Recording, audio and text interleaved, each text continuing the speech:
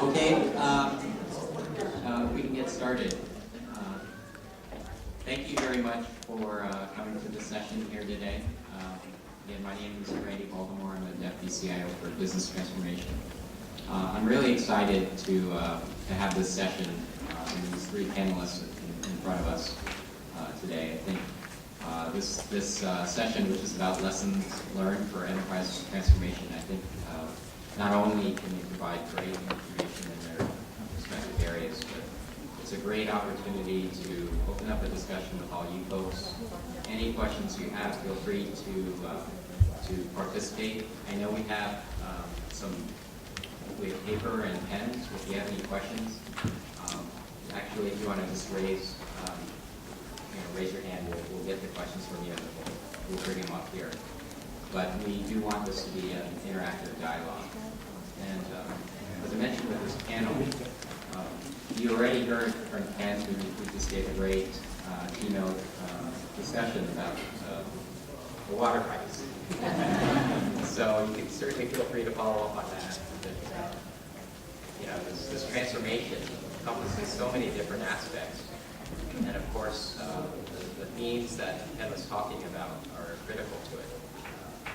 Business process reengineering, organization change management, obviously looking at the systems. So it's a great opportunity to learn from Ken's experiences and these capabilities. But we also have here Doug Robinson, the Executive Director for the National Association of State CIOs. Before that, he was with the Governor's Office, spearheading IT in Kentucky.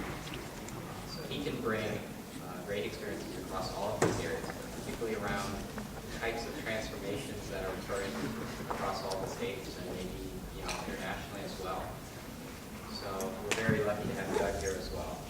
And then we also have Pono Shim here, who spoke last year at this summit.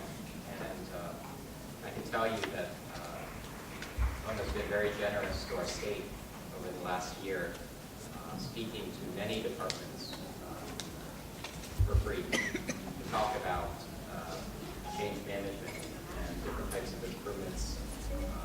There are different ways of looking at things that we can apply within our departments. And Pono is the CEO of Enterprise Honolulu, which is the Oahu Economic Development Board. So Pono works with many of the community leaders in this community, and certainly in their discussions, they're looking at the larger issues that we face here in the state of Hawaii, and the different types of things we can do together to better the position that we're all in, actually. So, with all of that being said, I'm very excited about this panel. I can't wait to hear what they have to say. And we're going to start with Doug. Thank you, Randy. Appreciate the opportunity to be here. I'm going to cover probably three major topics, particularly around the dovetail in to what Ken said today. We've had Ken keynote the NASCIO conference as well, because I think it's very important to focus on the fact that you really have to look at the system and how the system is broken. Our advocacy piece is really around how information technology solutions and information technology leadership and expertise can really help drive business transformation and enable those new business processes. So I'll talk a little bit about to set the stage for our other speakers, really talk about the state IT landscape today and where are some of the opportunities. Some of the opportunities to do that. But I think what I'd like to do is indulge me for a few moments to do a trip down memory lane. I recall it was December 26, 1996. Anybody born after 1996? So I had brown curly hair. And it was a strange day because I got a call from the state budget office, from the deputy budget officer that I worked with. And he said, what are you doing tomorrow? I said, well, I'm kind of off this week, Chris. And he said, well, I'd like you to come in. We're having a meeting. The governor has a new budget initiative, and we want to sit down and talk about some ideas we have. And again, this was the day after Christmas. And so the next day, I did go to the Capitol for a couple hours. I guess, for a while in terms of getting ready for the legislative session. So it's not unusual, obviously, I think as you know, particularly those who are in leadership in agencies to work, get preparation for the session. But it was unusual in the fact that this was a special initiative that had not been clearly announced, and not been pre-announced, but was not in the official budget discussions, but it had been baking, I guess, in the oven for a while. The governor was brand new, had just been elected, and they had a name for this initiative already. It was called Empower Kentucky. And I suspect if you went out today, I haven't done this in many years, that you wouldn't find much evidence of Empower Kentucky, at least in written documentation or Google search, but there's probably a few artifacts out there.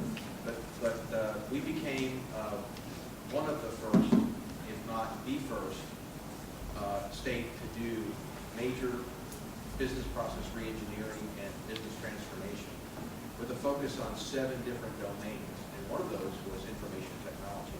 So it's well understood that we needed to re-engineer the system. We needed to examine the systems across government, and then we needed to seek solutions to streamline, to increase revenue, to drive efficiency, but also to deliver some kind of cash savings out of the re-engineering efforts. And technology became a real key point and underpinning to what we did. And in fact, the initiative lasted over 2 years.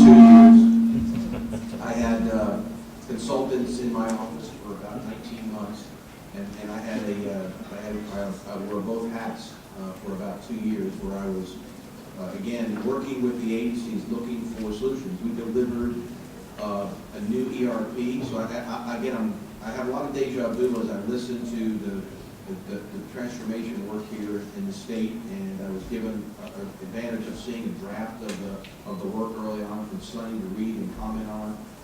And I see, again, a lot of the same types of indicators, the same types of issues, but also the opportunities for great success. And again, we delivered on many of those areas, particularly in the IT space. It was very important to have a very good strategic plan. So we identified 6 major areas that we were going to focus on in terms of our business transformation and the reengineering, including business process mapping of 31 different processes across the state, which then got distilled down into 7 major areas that we focused on, including, as Ken mentioned, areas like tax and tax processing, areas like administrative services, and asking a lot of questions, and those questions were why questions. Why does it take 59 days to acquire something when we could do it in 1 day with a credit card? Why does it cost $111 to issue a purchase order? How do we streamline those processes? How do we remove a lot of the dead time out of those? How do we get rid of some of the gunk? So this was, again, well documented ad nauseum with lots of work that we did. But the key part was the understanding that this required dramatic change, and certainly something I think we're going to hear today. The theme around the importance of change management, the importance of dealing with people. We had over 250 state employees on Tiger teams. All of us went through a pretty extensive change management training, because the rank and file employees of the state were for the most part, faced with fear about the future of their work, the future of their position. And we had to make tough decisions, certainly, that we had to really focus on. In my case, how we're going to look at technology. We spent a lot of time talking about the 2B environment. We've heard that. We spent a lot of time talking about architectural roadmap. We spent a lot of time communicating, but also forming collaborative groups. And I think collaboration was the key to a lot of the success we had. We created governance structures that had not been in place. Again, this was 1996 to 98 timeframe. We set out a clear roadmap on our 2B vision, particularly how to support agencies. I think that was very, very important. So again, I bring that little trip down memory lane and say, I've been through a very, very similar process. We created a strong office of the CIO. We created new sets of new offices. We combined a lot of the the technology functions within the state into what was then called the Governor's Office for Technology. That was delivered. The governor was the executive sponsor. He was passionate about this. He had and 8 years, and certainly his first term, this was very ambitious for the governor to come in and within his first less than 2 weeks in office propose. This project was ultimately funded by the legislature as part of his budget, and he returned several $100 million back into the general fund by streamlining these processes over a number of years. So it took time to get started, but again, I think you can see there's opportunities to look at the successes out there. This was followed, in fact, by a similar initiative in Minnesota about 4 years later called Minnesota's Drive to Excellence, and you can probably find more information about that. Very similar business re-engineering transformation project looking at multiple state agencies. So there's evidence out there that this can be very beneficial, and I think it's key that information technology enables that transformation. So let me talk a few minutes, and we'll get to the rest of the panel about where we are today with the state IT landscape and what I think are opportunities out there to enable these changes. One is not mobile phones. Today's IT landscape, I think, is as we've heard already, you've got a recovering fiscal economy with the states. You still have a lower than projected spend for the next few years. Spending in the states has historically been about a 5.5%. It's now down to about 3%. The new spend data actually was released yesterday by the state budget officials, and we'll see the fiscal survey of the states coming out in December. I think it will show that states are on a slow recovery. Some are still struggling. I think the unknowns around sequestration and reduction in federal funding will cause some concerns over the next couple of years. Recognizing that in most states, 30% of their spend collectively comes from the federal government. In some states more, but again, that's and Medicaid certainly is the largest portion of the pie right now. So with that, you are constantly being squeezed. I should also tell you that if you look at the opportunities, and certainly Ken touched on this about the role of IT, in most states, information technology spending in most states is less than 2%. So there's a lot of discussion about how much we spend on IT, and the reality is it's a very small proportion across the state. So the ones that are required to document that time after time generally run about 2%. So we spend a lot of time talking about the spend, but in fact it's a relatively nominal part of the overall state budget. But it does have tremendous impact, and I think I talk about the rather than the cost and spend, I think what I talk about is the opportunity to transform government using technology. And it's certainly something that we've seen evident in a number of states. From the state CIO perspective, which is where we come from, I certainly have that bias, is that it's a continuing juggling and balancing act because they're balancing the legacy that exists across all systems and across all programs, both in the actual system itself as well as the process. There's these legacy processes that can say have been mirrored by the systems, and that's problematic because they have to often be decoupled, and that's often very, very difficult because they've been built up over the years. So we have aging systems. 80% of most IT spend in the state goes towards those aging systems. So you don't have a lot of wiggle room. There's not a lot of dollars left to be innovative in research and development to drive some other opportunities. So we have to look at that in terms of the opportunity there is limited, but you have to redirect the resources, and that's what, again, some states have been able to do. States are faced with dramatic risks in a couple of areas. One is certainly cyber.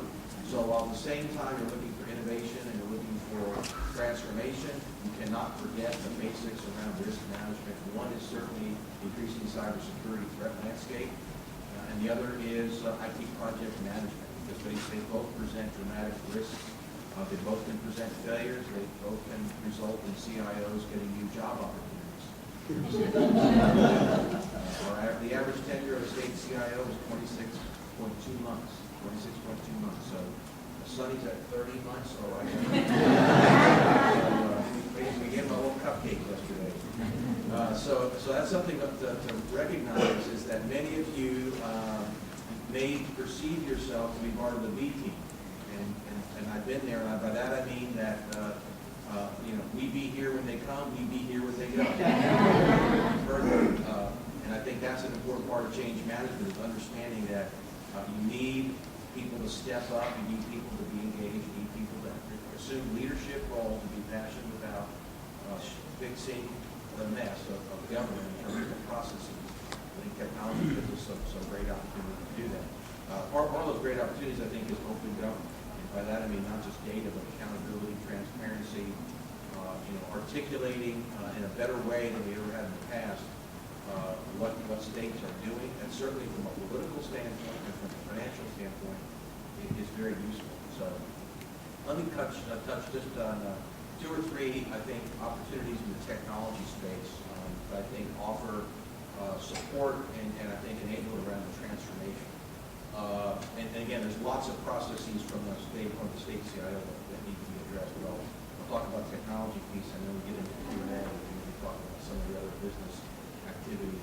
But one is certainly around the governance of the technology platforms, the maintenance of that, and everything else. And it really gets down to portfolio management. For those of you who want to read more about it, Enterprise Imperative is our latest survey, came out about 3 weeks ago. 54 state and territorial CIOs, their perspectives on a variety of topics, and what emerged from that is clearly, I think when you talk about enterprise transformation, what emerged from this is the enterprise imperative that all the state CIOs are focused on enterprise. That statewide, particularly their purview, which is the executive branch. So the enterprise is an operative word, a key word in their vision and their opportunity. So part of that is certainly IT portfolio and project management. That's critical in terms of knowing what exists. And quite honestly, there are a number of states where the state CIO does not have that visibility. They cannot tell you how many systems they have. They can't tell you the lack of interoperability. They just know it exists anecdotally, but they do not have it on evidence. So it's important to have both portfolio management as a discipline and project. So that's a key thing, part of the governance structure. And the other that I'm certainly passionate about is enterprise architecture. You need to have a roadmap. You need to have a process. You need to have something that has vitality, that's constantly examined. You need to have a roadmap. And that's, again, these are kind of critical success factors to successful transformation from a technology perspective is having governance, having portfolio project management, and certainly having a well-articulated enterprise architecture.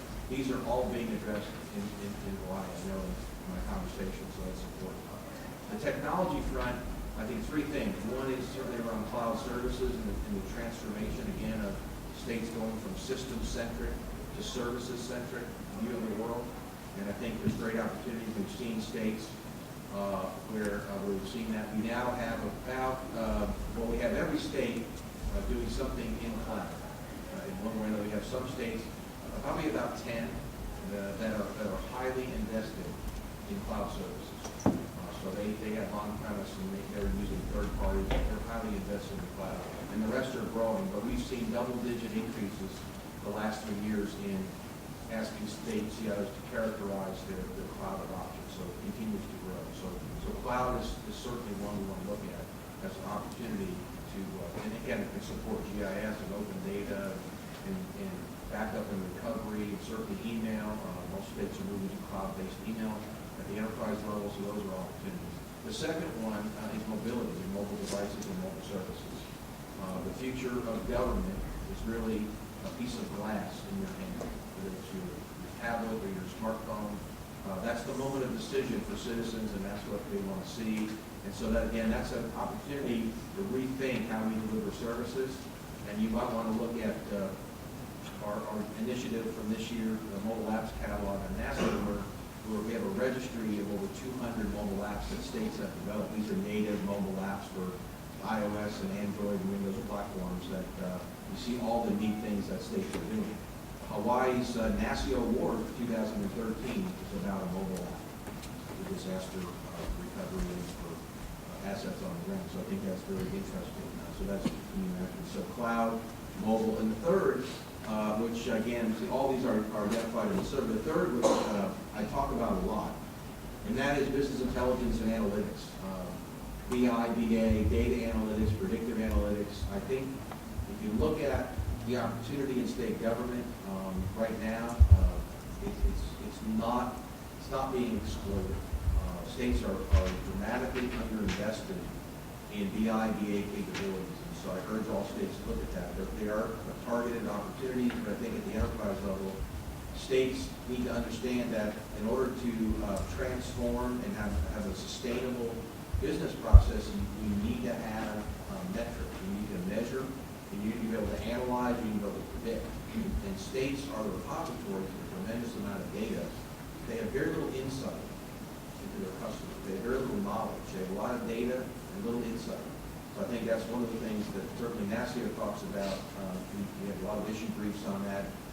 One called "Do You Think or Do You Know?" focuses on I think the advocacy around states investing more in this space, particularly at the enterprise level. And by that I mean not pockets of these solutions that are disparate across agencies, but seeking opportunities for enterprise, opportunities to do data analysis and analytics and to predict trends and to create connections and to build relationships between disparate business units and those things. And again, I think if you're in the data governance piece this morning, you heard Beth Flower talking about how they were able to take data from different sources and combine those to find new patterns and new relationships. So those are really important. So again, cloud, mobile, and BID, I think, are great opportunities for the future in terms of changing and transforming the way government does business, but it really gets down to the change management agenda and working with people and people taking ownership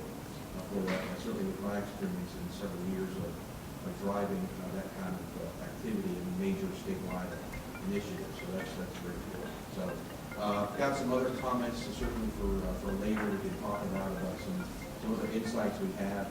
If you want to know what I'll call the state of the states today, it's the 12 major question topical areas that we ask CIOs. And in a generic and aggregate way paints a really good story around what takes CIOs, what's on their hearts and minds at this moment. So I think that's it for me.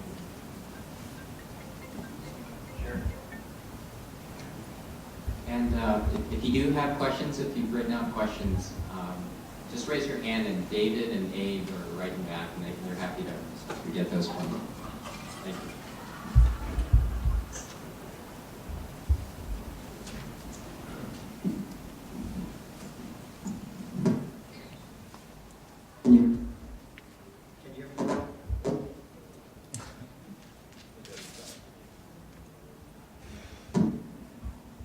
Yes. Is it okay? No.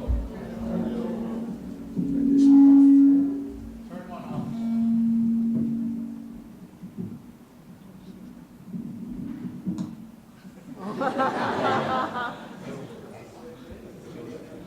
That's efficiency. How many of you in this room have heard me talk before? So I have some sense. Okay. When I was a kid, we used to go to the pediatrician. And when we went to the pediatrician, there was a magazine there that I loved to look at. Did any of you remember when you went to a pediatrician and there was a magazine there? What was it? Highlights. Yeah, highlights. Why did you like highlights? What was it? The hidden object. Right. I hated when somebody circled those objects.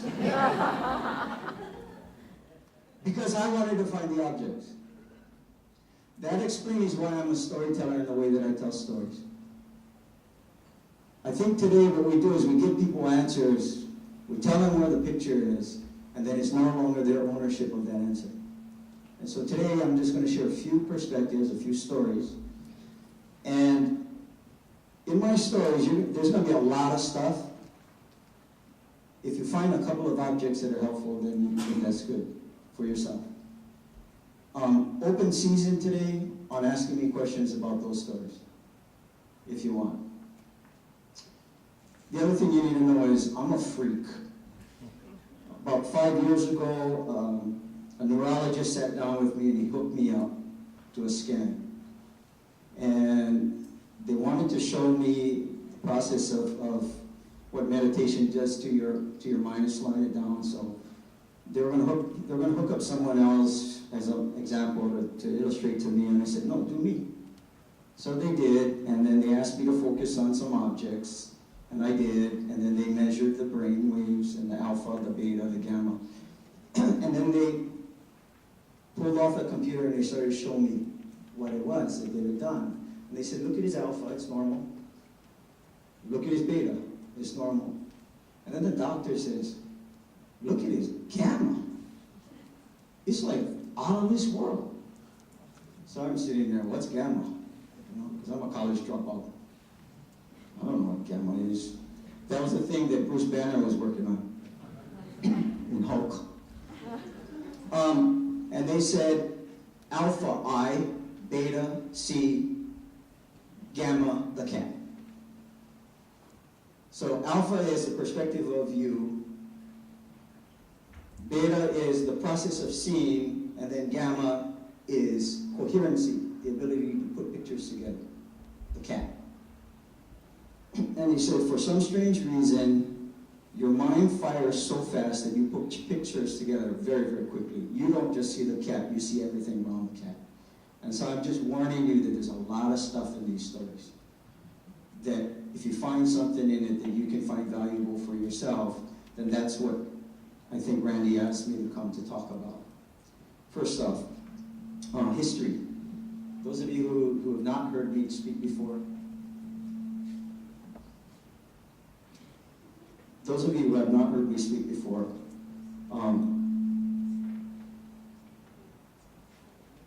thank you. A lot of history on the efficiency of government and taking care of Hawaii. I don't think this is about the efficiency of government. I think this is about taking care of Hawaii and taking care of our people at the highest bar. I think that's what ERP is about. I think that's what IT transformation is. It's not about technology, it's about the high bar of how we take care of Hawaii and our people. So there's a history. Some of you have heard, I'll cover this real quickly. My father was born in 1923, Wailuku, Maui, very poor. In 1941, he graduated from Kamehameha. When he graduated in 1941, he was not college material as which would award an opportunity to go to secondary education. And then 6 months after he graduated, an event happened at Pearl Harbor.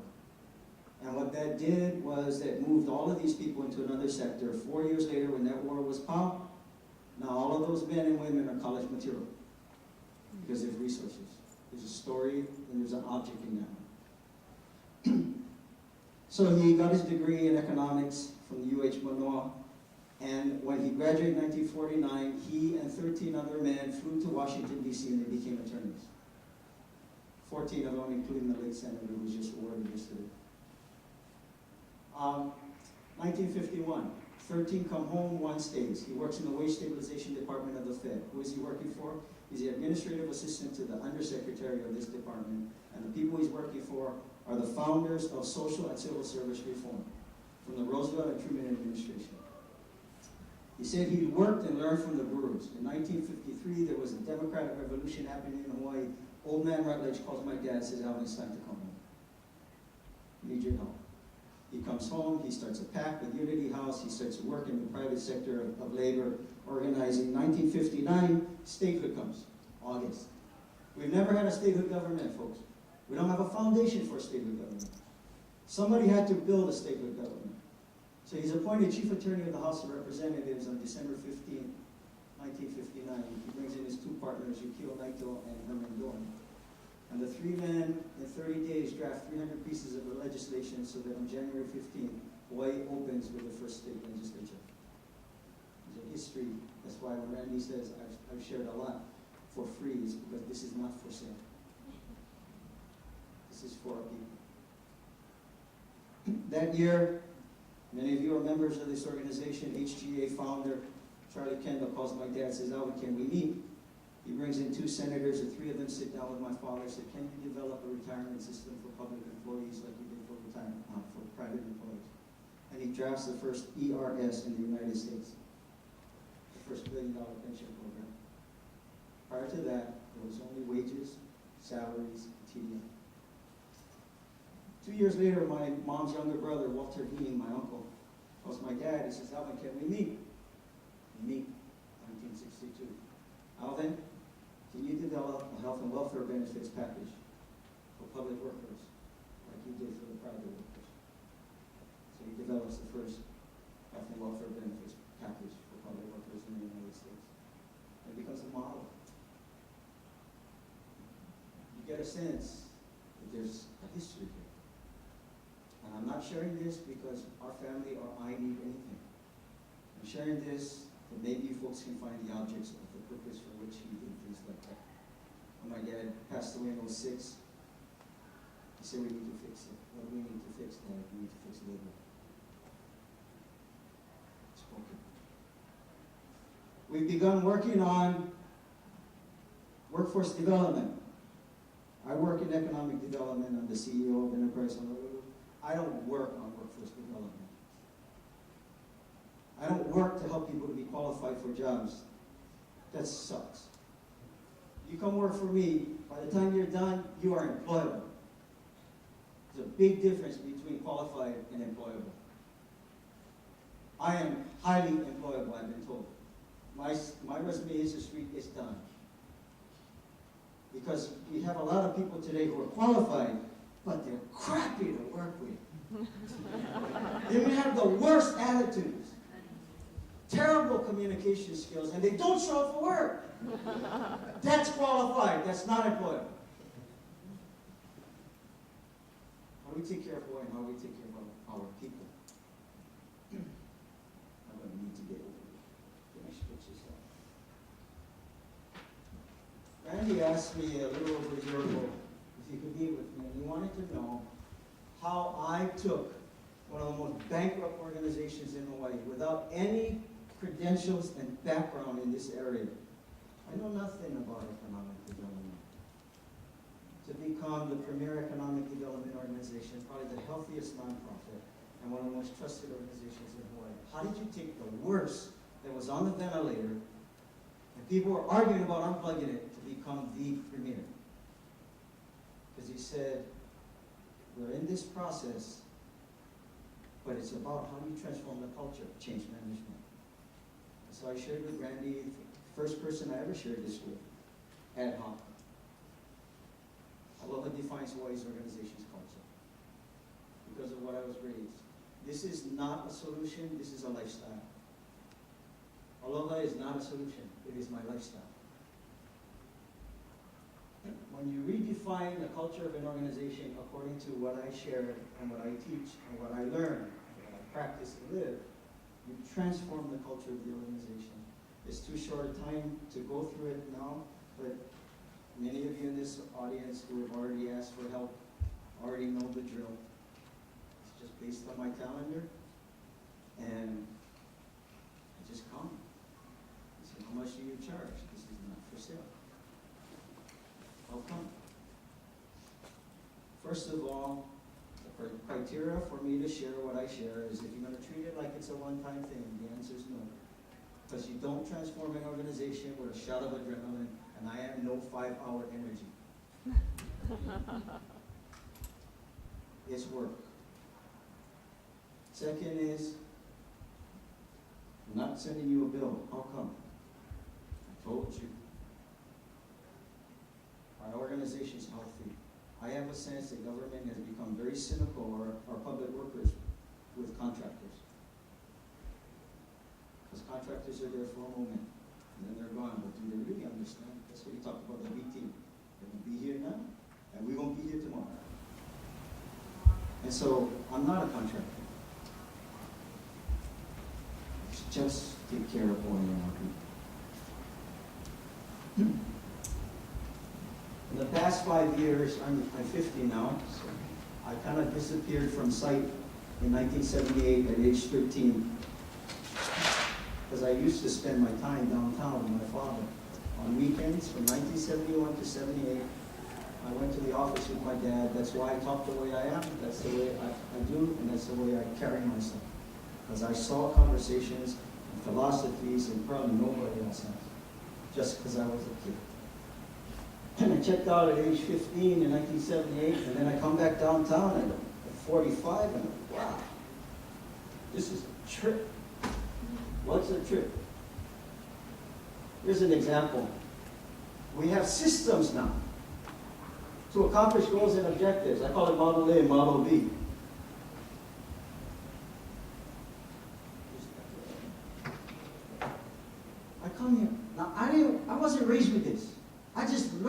by observation. What we do is we have these goals and objectives, and somebody came up with a system that says what we got to do is we identify a vision. Then we establish the mission. After we establish the mission, then what? We develop a strategic plan. And after we develop a strategic plan, we identify the organizational structure. And you know the first time we do this is good fun. Because we got all the passion that all of you carry as public workers, and I have not found one bad public worker. I found frustrated public workers and ignorant public workers. I haven't found a bad one. We go through this process, and it's good fun, and there's so much passion and excitement, and we shoot out the box with rockets. And then all of a sudden, we run into a wall. For some reason, something, bam, stops all progress. I call this wall the relationship wall. For some reason, and it can show up in environment, it can show up in politics, it can show up in religion, it can show up in culture. It shows up in the office, it can be internal, it can be external. Finance and labor. Some wall shows up and it stops all progress. And this is how we deal with these walls. We hire consultants to help us manage the wall. We employ attorneys to protect us and defeat the wall. And we build campaigns to overwhelm the wall. And the minute we do that, this is what happens. The wall gets thicker. Because everybody on the other side of the wall is doing the very same thing. How efficient is that? What a system! And what I've noticed is the walls become the consumer of the greatest resources that we're supposed to go to. I wasn't raised with this stuff, so I'm sorry. I'm a freak. It's like Batman. Disappeared at 15, I walk in at 45. What is this mess? I didn't have this model, I've observed it. We're not going to run away from it. This is what the operations look like today. This is what we do. I was never given a strategic plan, I was given a strategic view. My strategic view is how you take care of Hawaiian on people. That's not a plan. It's a view. With that view, I was given very clear identified values, and these values, like I said, were not theoretical. They were not referential. They were reverential, and they were practiced. And they are a lifestyle. Example? I'm walking down Bishop Street one day, some of you have heard this before. I'm standing on the corner by Tamarind Square, walking towards my office. We got the green light to walk across Bishop. All the cars that were on the yellow light on King Street now don't want to get left behind, so they run over and they impede the flow of traffic, including our crosswalk. Got one guy standing in there, long white shirt sleeve, shirt and tie and slacks. And this is what he's doing. That's illegal! That's illegal! That's illegal! I slow down because I just embarrassed following this guy. And he's walking the same direction as me. Gonna find it, I gotta follow the guy. So he gets to Merchant Street. He gets to Merchant Street, this is what he sees. I see a red light and a don't walk sign, and this is what the guy does. You look right, you look left, you look right, you run across the street. Now, if I told that man, sir, every year I speak to thousands of people in Hawaii on how we take care of, build healthy communities. I love your enthusiasm. Would you come and talk to the people who are responsible for transforming the IT of our community? He would get in front of you, and he would reference integrity, honesty, and compassion. He would borrow it for himself. That's not lifestyle. That's solution. That's theory. I was given very defined values, a strategic view, and I'm given relationships. A few years ago, my good friend Colbert Matsumoto asked me to meet with Renew from that. What happened is this.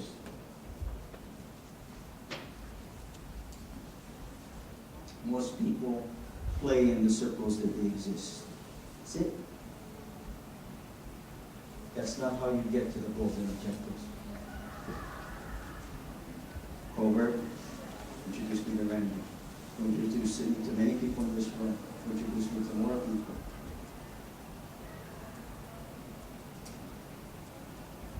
That's the model. It's a relationship model. It's a model that's based on trust. So when we want to accomplish something, we say, what do we want to do? Let's do that. Okay, let's go.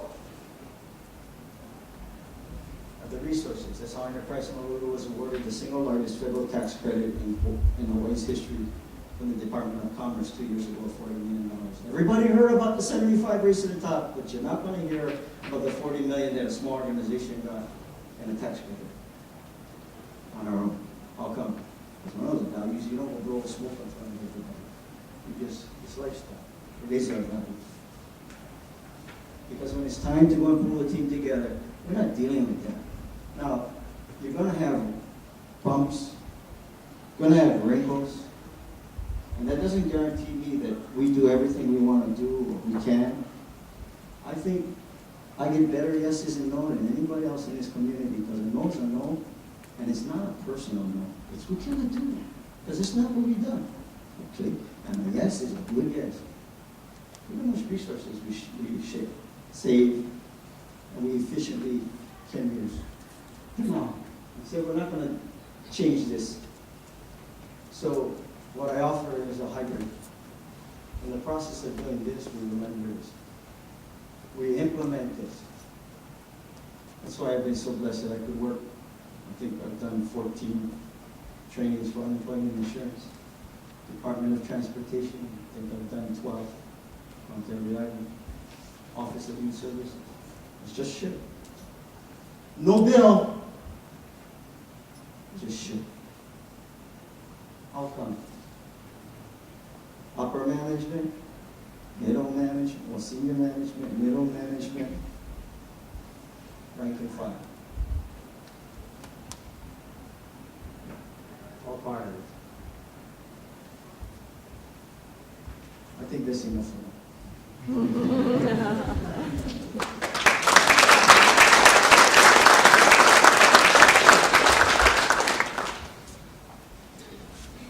Anyone else? If you have questions, please put up your yellow paper.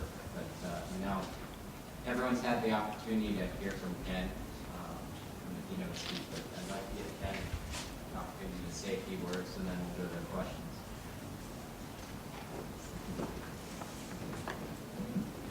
Does this work? All right. I'm going to keep this brief so we can answer your questions. Hopefully you've got some good ones, some things to challenge us with. I said a lot on the stage you may not agree with, so this is your chance to throw fruit at me. Although I see none of you have fruit, so that would be good. But one of the things I do want to stress is, as we're talking about enterprise transformation, this is my perspective on how backwards we've gotten this across the country. As I write about in the book, one of the things that if you understand the pipe analogy for government, is you understand when you look at an organization, you have two types of pipes. You have the mission pipes and you have support pipes. The mission pipes are the processes that serve the people your agency was founded for. They're what deliver food stamps to people who need it. They're what, does a child abuse investigation or environmental permit or a road repair. It's the mission work. It's why your agency is there. And the support pipes are the things that would go away if those things went away. Hiring, IT, procurement, those type of things. There are two different types of pipes. And for me, the key to enterprise transformation is where are we going to focus our energy? And I hope it's on the mission pipes.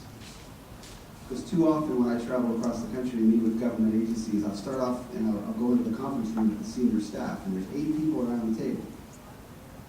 There's the head of procurement, the head of HR, the head of IT, the department director, the deputy director, the head of admin, and then you have the 2 people whose divisions actually make the widgets that customers use. Right, the 2 mission types. But everything at that table is a vote. So they constantly get outvoted 6-2. Hey, should we, let's build this new thing, or let's have this new initiative. Okay, 6-2 vote. Well, how are we going to fund it? Let's use the 2 mission types agencies. They've got the money. You look at what was done with, again, I apologize if I'm stepping in it, but you look at what was done with enterprise resource planning. We spent hundreds of millions of dollars to automate the support pipes. And we took the money and the talent from the mission pipes to be on the implementation teams to make that happen. And then we had to train everybody to like what was just built for them. It's not to say that we don't want a good procurement system or we want a good hiring system. Those are fine. But let's get the priorities right. How much more could we do if we spent that $100 million fixing the mission pipes? The things that are going to protect the kids, that are going to protect, they're going to help create jobs, they're going to work with the environment. We tend to get it backwards. So I hope within the enterprise transformation, the first stage is to actually fix the mission pipes. And it's the work of the support pipes to serve the mission pipes. You know what I'm saying? Again, we tend to get that backwards. We have an IT strategic plan, we have a human resource plan, a workforce plan, a facilities plan. We have all these plans that the mission pipes are going to have to follow. When I was deputy director of an agency, we got rid of all those plans. And we said, your strategic plan, if you are in the support agency, is dictated by the mission part of the agency. They do their strategic plan first, and your job is to ask them, what can I do to help you achieve your goals? So there was not an IT plan independent of what is the mission trying to accomplish. The processes that serve the customers of the agency, those come first.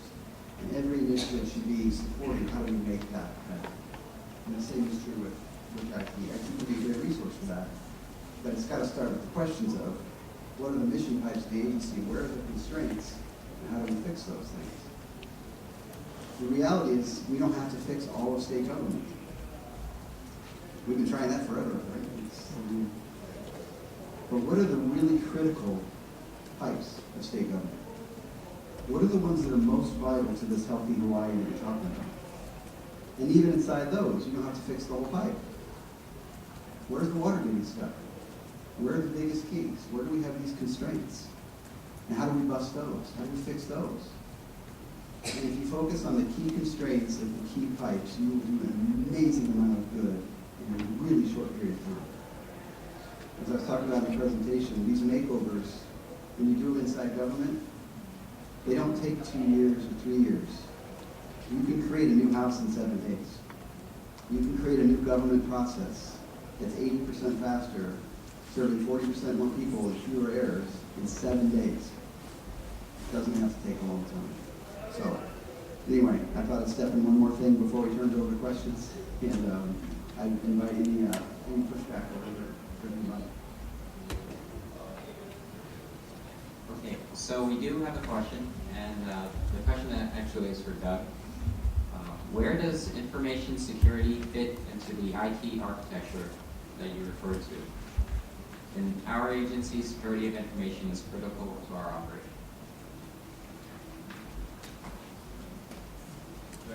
Again, I'll put advocate hat up here for information security. It needs to be part of the enterprise architecture. And by that I mean not the technology architecture, but if you think about it conceptually, with any roadmap, you're going to have a set of guiding principles that you start with. And I think clearly one of those is the security and privacy. It's a trust issue with the citizens of the state that you don't want to bust. That trust equation is pretty fragile as it exists today. If you look at any of the data, at the state level, 65% or so of the citizens surveyed do not trust state government. 65%. I suspect that we did that survey, that was done 2 years ago. I think given what I call the SCE, the South Carolina effect, and others, that would certainly be a lot higher today. So there's already this trust. I think it's imperative, actually, and it's something we've written about around the cybersecurity area, that it be treated as part of, again, a holistic view. It should be a domain, as we've described, within enterprise architecture work, because it's part of the foundational work. So it can't be an add-on, it can't be the sprinkles on Sunday, it can't be bolted on after we've had all the discussions. It's got to start from ground zero. And I think that's an important conversation to have internally, is that it's a critical part. If you think about your architecture in a series of domains around the foundational piece, and you have a data piece, and you have a business reference piece, one of those has to be security. It can't be separate. It has to be, again, aligned with all those other activities, because you really, it can affect the delivery of services, but also the adoption of services by citizens. If you're talking about giving them online access to data and they don't trust what you're doing, then your adoption rate is going to be a lot lower. So I think we believe it's critical. Anyone have questions? You can raise your hand now and ask a question. Otherwise, I'm going to throw out questions. We have some goodies. Okay, so the question I've got for all three panelists is, just as a context, what we're talking about here is transformation that's pretty significant for the state of Hawaii, working off 30 to 40-year-old systems in some cases, and processes that are connected with it. It's really not a project, it's not even a program, it's a movement in many respects. What do you feel needs to be done, or what would you recommend needs to be done to create the type of awareness that's required to support an effort like this?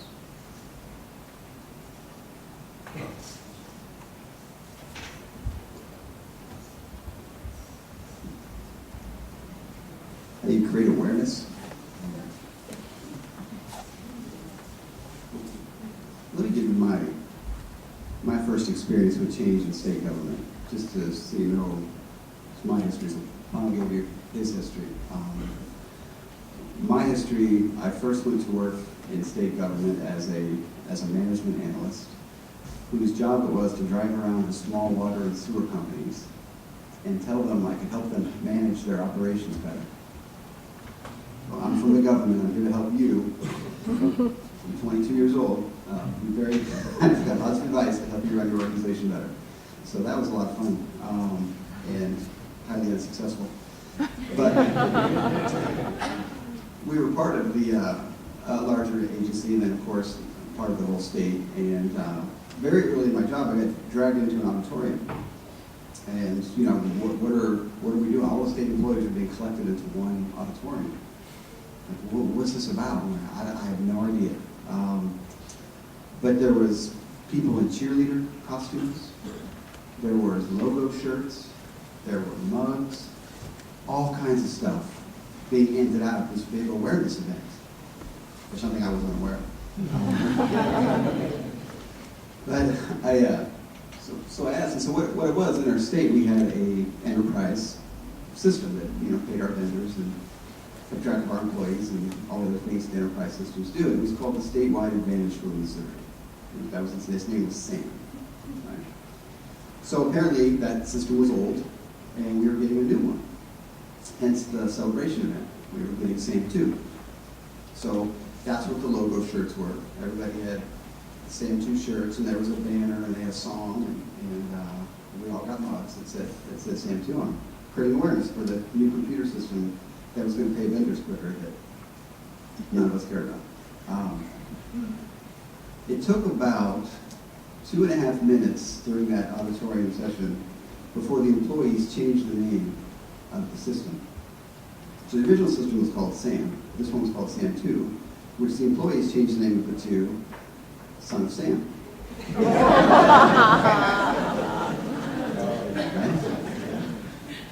which was aptly named because for every problem that anybody experienced in the organization for the next 6 years, it always got blamed on the big IT system.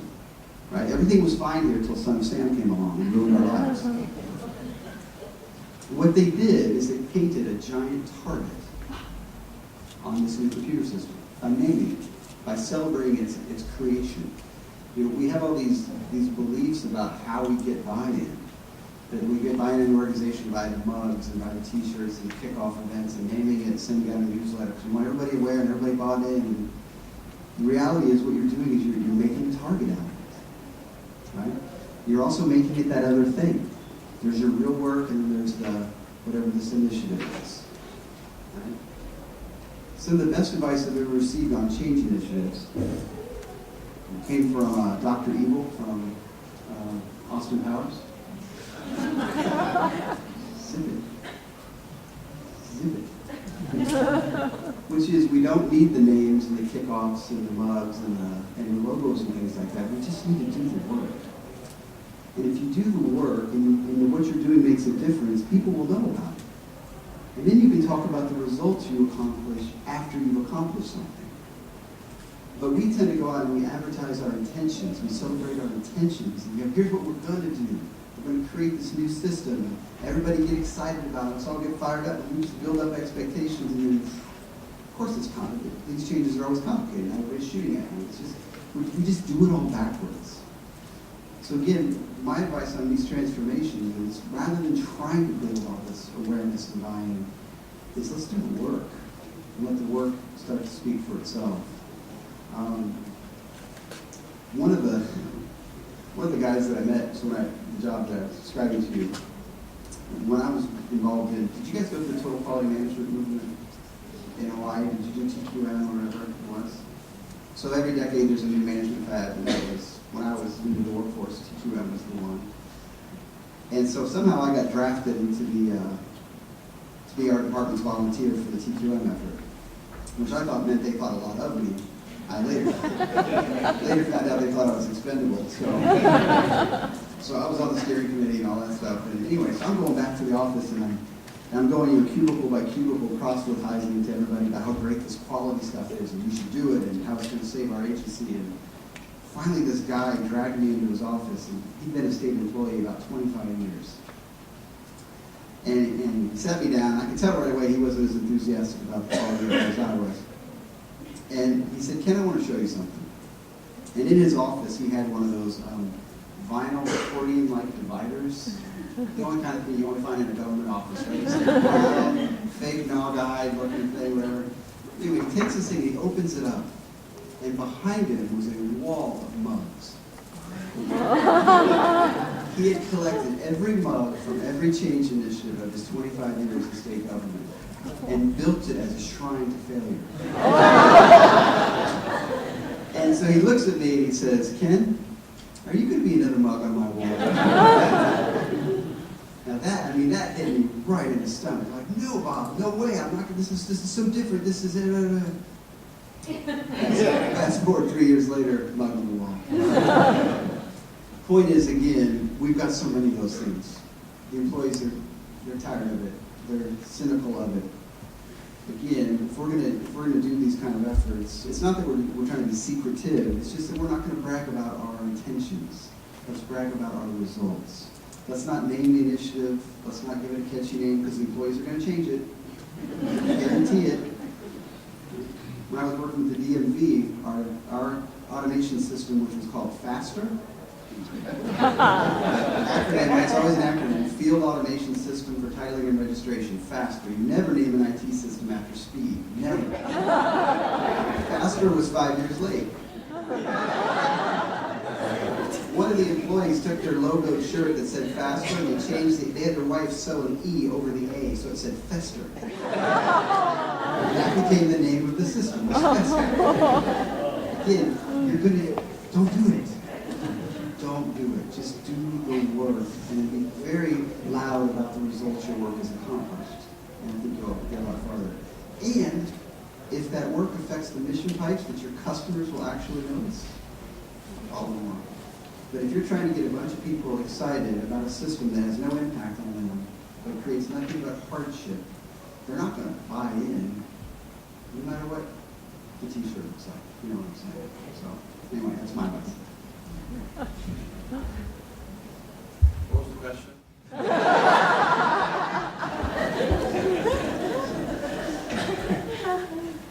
Ken's a consultant. So he used to be a lawyer, they get paid by the word. No, and actually, I agree with what he said, and I was gonna say it probably in a couple of things. Results speak, and that's really what it is. I mean, I use the phrase even today with my staff when I went through this around state transformation initiatives, and we experience the same frustration because, again, they can be an annuity program for whoever your major consulting change management firm is. And I think you've got to avoid that. But I think the key thing is really results in a couple of different ways. One is, I think, drip irrigation. And that means with speed, you have to deliver some wins early on. And so you don't say we're going to do this for a year and then come out. And I know in our effort, we came out within the first month with something which was very controversial, and that is that it was very straightforward. It was focused on business, and it was very simple. Yet I think the governor wanted to send a message to everyone that we were serious about, if you read Harvard Business School, the knowing doing gap, right? So the knowing doing gap in government is pretty substantial. The delta there is pretty wide.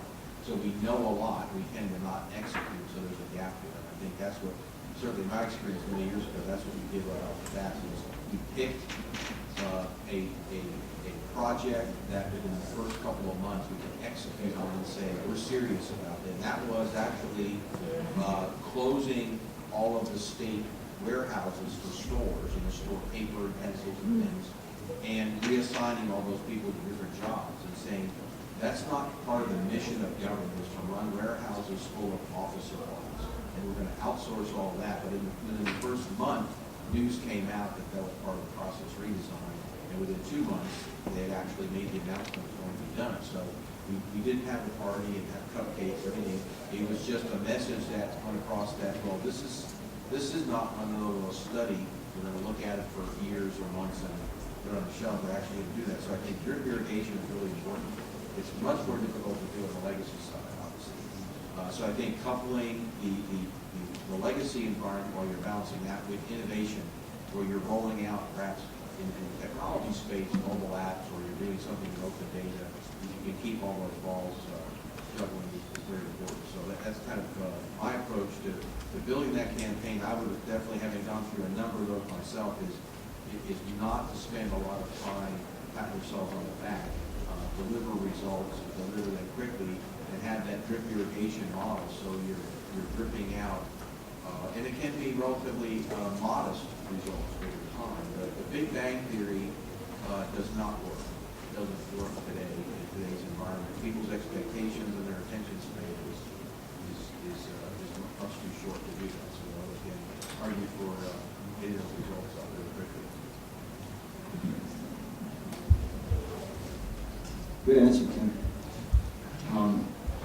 I would give you the theme, begin right. I took over a very high-profile position, and the media wanted to come see me. So they would come and they want to talk to me about who is this guy who's taking over that we don't know, this very high-profile position. And I would always deflect it to my board.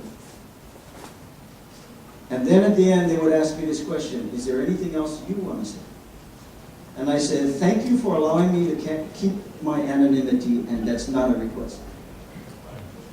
I said, I know what people are saying. I'm here to close it down. I'm the token Hawaiian. I'm a placeholder. Don't change a word anybody's saying. Just let me do my job, and when I'm done, I'll crawl back under that rock I came off from under and disappear. They thought I was a freak. I am. What was I saying? Leave me alone. Most people, it blew their minds because most people want to jump on that opportunity We have never marketed or branded anything about Enterprise Honolulu, and I would venture to say that some people in this room already heard about me before I even was introduced. Because people talked about it. And it's not our bragging. I mean, I appreciate what Ken says, but you know what? When other people are bragging about you, that's good. You can do it in a way that other people are talking about you, because that's really the nature of our people, yeah? That's who we are. That other people talk about us. So begin right. Some of you saw Randy, or were with Randy when he rang this chime this morning. This chime came from the Hawaii Youth Correctional Facility. I was asked to work with 14 boys by a UH researcher who are incarcerated.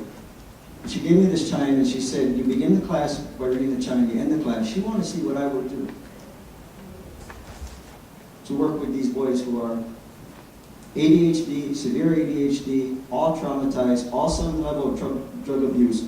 All of them are wards of the state and uneducated.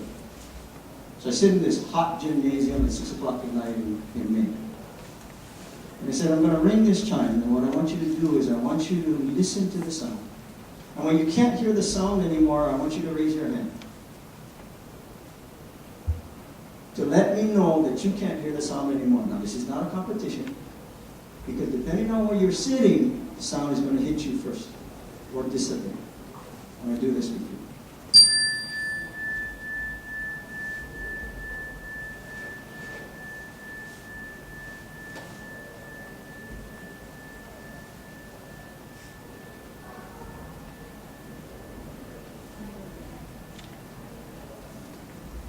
By the time every boy has risen his hand, he is silent, he is focused, he is empty, and he's ready to write. I said, begin right. What if I said it was a competition? They wouldn't have been listening to the sound, they would be listening to how they're going to connect with me, and they wouldn't be watching everybody else. Begin right means understanding how that we work with people that is so subtle, that we eliminate so many of the issues that naturally come up because of the conditions that we live in. Begin right. Thank you. Any questions? Moving up.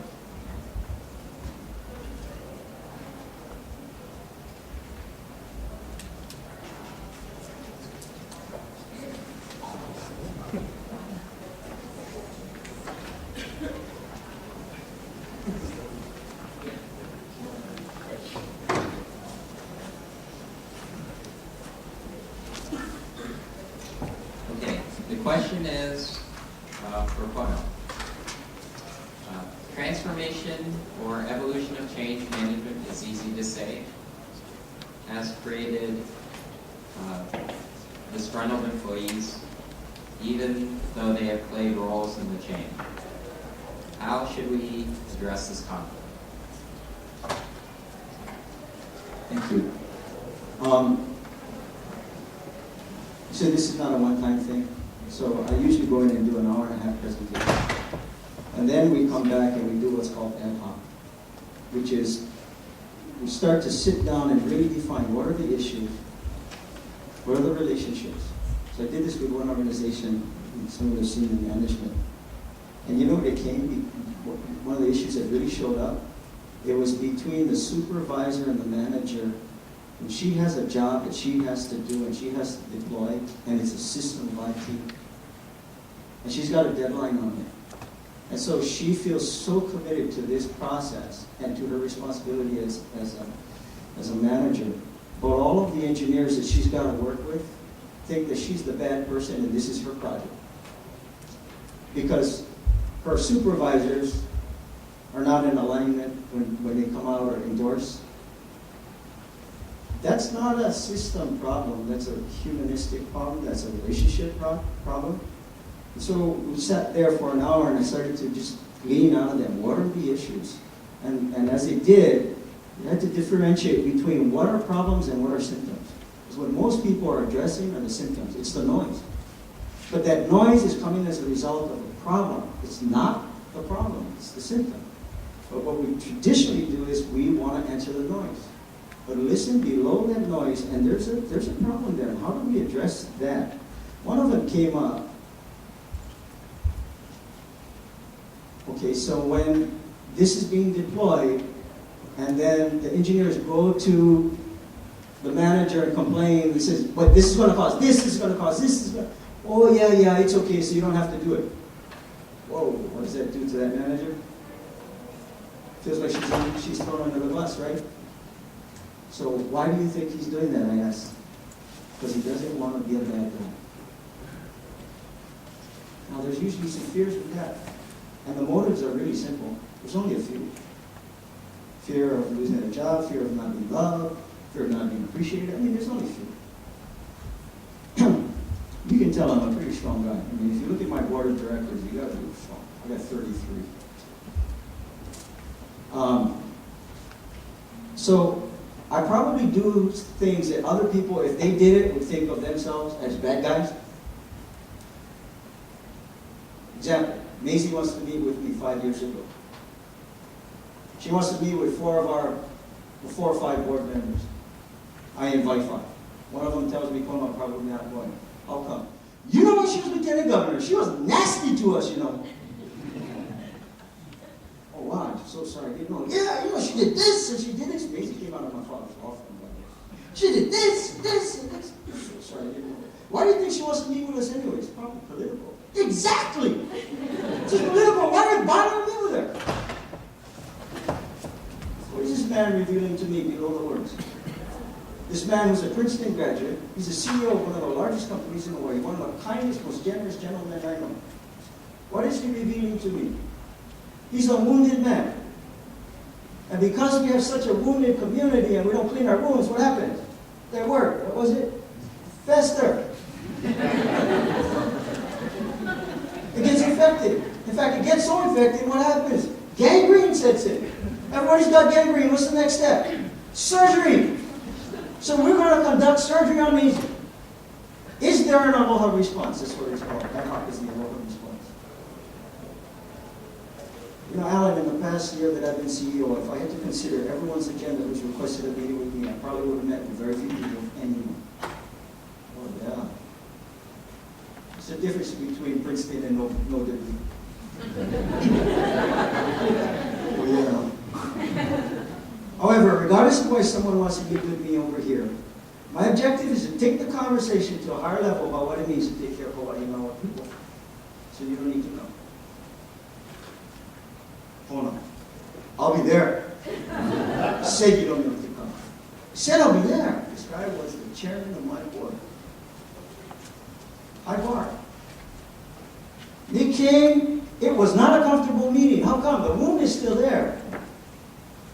Today the wound is clean and they're friends again. Now we can have economic development. Now we can have transformation. You say that somebody you might consider a bad guy. You look at me saying that you don't think bad guy. How come? Because I'm the best guy. There's a difference between bad guy and there's a difference between best guy. Bad guy is because it's me. Best guy is because it's for Hawaii. And it's not reference, it's reverence. Yeah. Like the guy who's walking across the street. It's work. It is work. I wish we could go longer. I think we're talking about some really important things, but what I'd like to do before we close is actually give each of the 3 panelists an opportunity to maybe say a few words.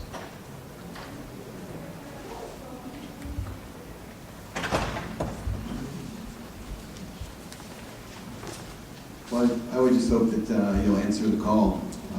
As I said in the keynote, government needs a makeover, and we need these projects where we go in and actually strip out the plumbing and straighten it out, redesign it in a better way, and that needs leadership.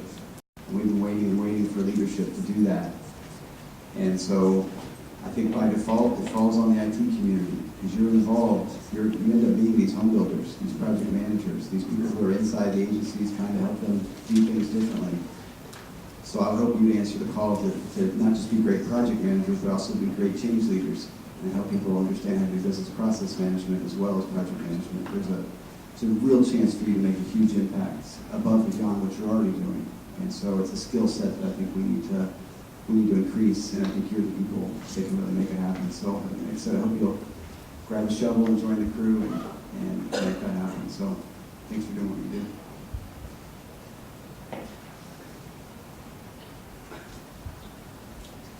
I think it's easy to, at least for me, to default into the technology space, but I'll tell you, this is all about those relationships, as well as that. I would, for those of you who are aspiring to be in that space in terms of IT leadership, I would recommend a book, very small, it's a thin book, called The CIO Edge.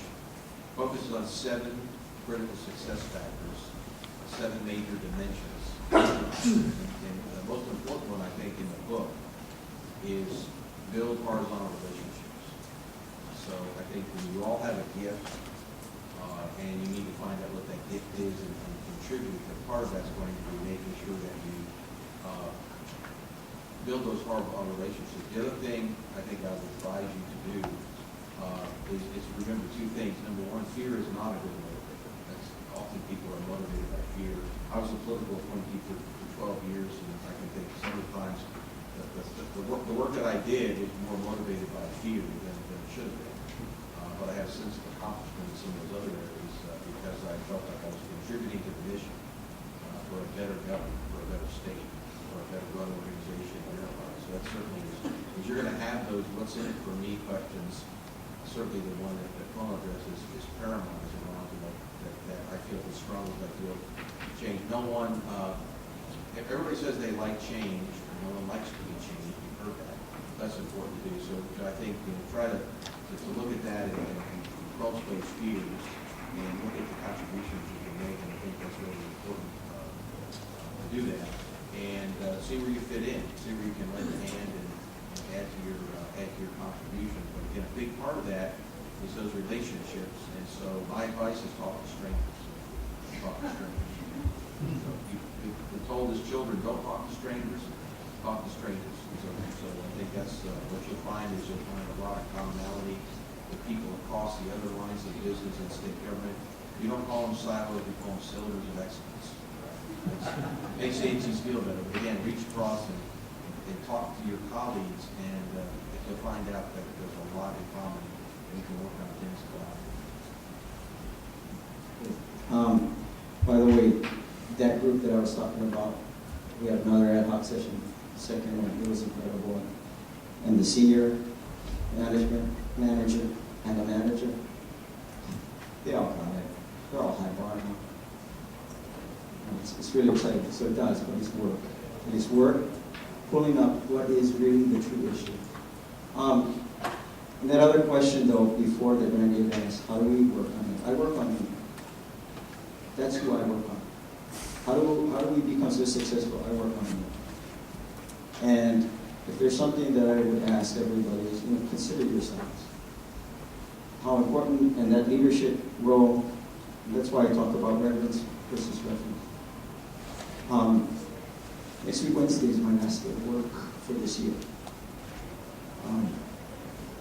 Because I have a friend who was Hawaii's strongest man for 3 years in a row, and was 7-time powerlifting champion.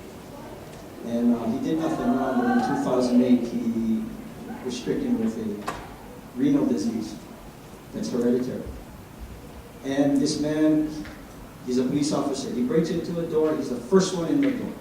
First one in the fight, never asks for help. He's going to figure it out. And he needs a kidney. He would never ask anyone. And when I found out, I wondered how come nobody gave, because we have so many friends who we all went to school that come in here. So I called him and I said, "Now, I got your kidney." And he brushed me off because he doesn't take help. He figured he's got 4 years left to live, if that, because he just wants to see his daughter graduate. I got to figure this out myself. told me the story when Paula Connor was meeting with us because we're all classmates last week Saturday. And she said, what happened? He kept calling me. Lifestyle, how to care for each other.